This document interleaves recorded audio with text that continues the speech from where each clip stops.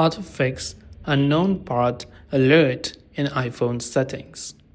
If you recently replaced a part of your iPhone, or maybe you sent it for a repair, you are seeing the unknown part alert within your iPhone settings.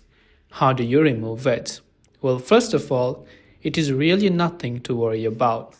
The unknown part alert in iPhone settings indicates a component like battery, display, or camera which was replaced, but not by Apple or an authorized service provider.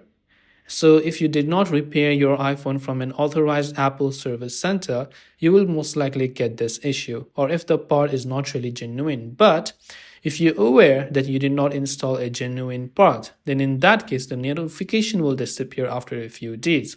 So it's just a security method from Apple to let you know that there is a certain part within your iPhone that is not recognized by Apple themselves. Now you can check for the service history when you open up settings, then you go to general, then you go to the option about. Here you'll find your parts and service history where you'll be able to go ahead and then basically see that notification. But as I said, it will most likely disappear after a certain amount of days.